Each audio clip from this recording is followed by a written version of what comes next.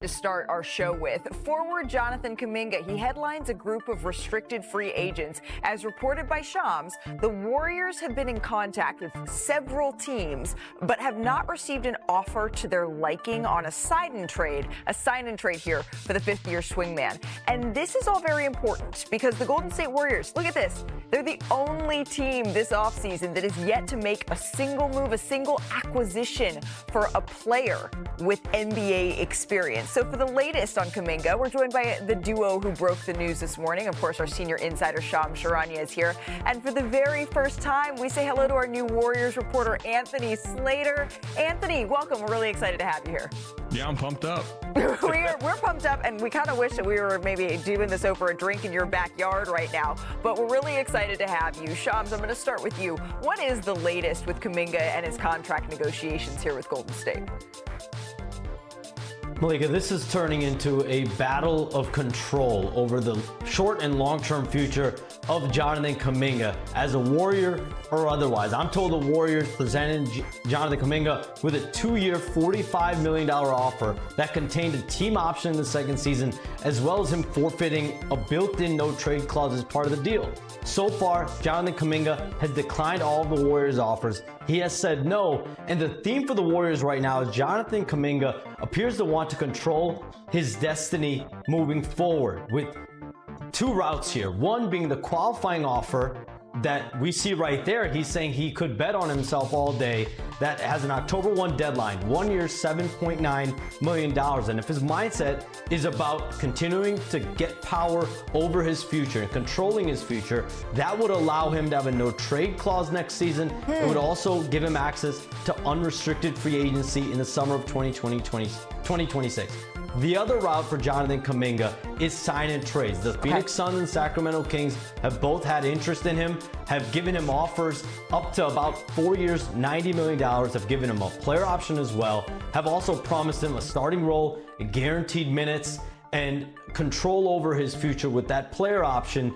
But clearly, the Warriors, as of right now, have shunned all sign and trade offers. So right now, what we see is a stalemate between both sides, is both sides at a crossroads for a player that clearly believes that he has not been given the full amount of opportunity in Golden State. Clearly, he has a high level of self-belief right now. Yeah, I mean, that we saw that in that social media post. There's a lot of options here is what I'm hearing that's on the table for Jonathan Kuminga. So, Anthony, you've been around this team throughout Kuminga's entire tenure, his entire time with this roster. Do the Warriors, because I hear confidence coming from Kuminga, do the Warriors feel confident that they will eventually reach a deal here? Yeah, for sure. They've been pretty firm in the last few days saying, there's a reason why it's called restricted free agency and not unrestricted free agency. They kind of, hold the leverage on his future, and their preferred path clearly is the offer they put on the table. It's short term, it's tradable. That's how they pitched it to Kuminga even, because it's something they could maybe trade in January at full value. But they say regardless, their stance is that as of right now, they're shutting down sign and trade talks. They found nothing appealing there. And they believe he's going to be on the roster. Their stance is he will be on the roster to start next season, and if that's the qualifying offer, that's what it is. The concern there, the flip side of that, is the messiness of this. It's already, as y'all can attest, has become kind of a messy restricted free agency. Yeah. How about when this gets to training camp? How about when the veterans are around, looking around, saying, is this going to be a distraction in one of Steph Curry, Jimmy Butler, and Draymond Green's final contention seasons? I think that's where there's a potential, pivot point, breaking point in this. But as of now, as Shams mentioned, it's a stalemate, and it continues to be messy. But right now, the Warriors are saying they're shutting down those sign-in trades talks. So if they are looking to re-engage for the Warriors here at some point, Shams, what would a potential sign-in trade eventually look like? Because they're saying right now they expect him to be on the roster. Malika, the Warriors have been defiant. They want a good player. They also want an unprotected first-round pick, a good first-round pick. The Sacramento Kings, I'm told, have actually offered a first-round pick in those conversations. It's been a conditional first-round pick as well as a potential rotation player as well. But the Warriors have wanted the Sacramento Kings to give them an unprotected, fully first-round pick. The Suns, on the other hand, do not have a first-round pick to trade, so their deal would likely look at 1 or 2 rotation players and second-round draft compensation. The Warriors, though, do not want bad salary in return. They don't want players that they feel don't have the value moving forward that Jonathan Kuminga could have. So clearly, their asking price has not been met in these potential offers.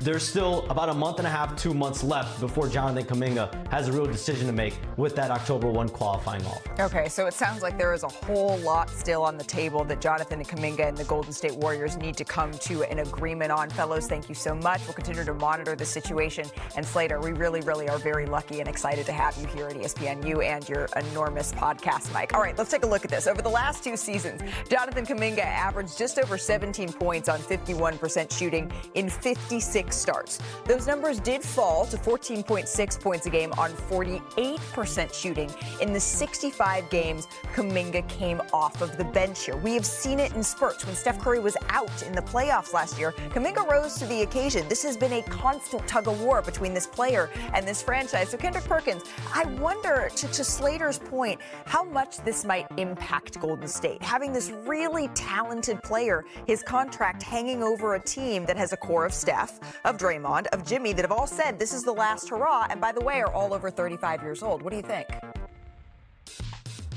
It's a bad look. It's a bad look on the Warriors, in my opinion, Malika. One, because, you know, I get it with the information that Jonathan Kuminga is saying he's going to bet on himself, but it's hard to walk into a locker room and bet on yourself when a coach has shown you time and time again that at any given time he could pull you out of the rotation. That's number one. Number two, why not let this man go be great, and why are you holding him hostage and from going to another team and assign a trade if it's the Phoenix Suns or the Sacramento Kings that have up to $90 million on him? Yes, you want great value back for him, but while he's in your organization, you're not valuing him as if he's that type of player. And I'm looking at a Jonathan Kuminga who I believe his ceiling is very, very high. His peers feel the same way, and I just don't understand what a guy that you drafted with the number 7 pick that's been showing you signs and that's been developing. He never comes in the training camp out of shape. We never question how hard working he is. He's gotten better every single season. What is the deal? Well, the one thing that's really interesting, the Warriors are getting only offers from Pacific Division foes. They have not done a trade with the Kings since 1991. I believe that was the Mitch Richmond, Billy Owens trade, if I'm not mistaken. They haven't done anything with the Suns since 2013. So it may not be that attractive for the Warriors to send this guy to a Pacific Division foe. Right. And if you look at what the Kings are offering, they're offering Malik Monk and they're offering a protective first. The Carter thing, I don't think that's going to happen, Devin Carter, because he doesn't make enough money. So in order to get the money that you want for Kuminga, you have to do Malik Monk, who averaged 17, 5 rebounds, 3 assists. But are we losing the plot here a little bit? I think what Perk mentioned about the lack of faith that it seems repeatedly that the Golden State Warriors have had in Kuminga. And Steve Kerr He wants to go. He wants to go. He wants to go. And the Kings are offering a starting spot. Okay. Power forward next to Keegan Murray, next to Sabonis. He's talked on a Zoom call with Scott Perry, as you know, the GM, BJ Armstrong, the assistant GM, and also with their head coach. Okay. So he's in. Right.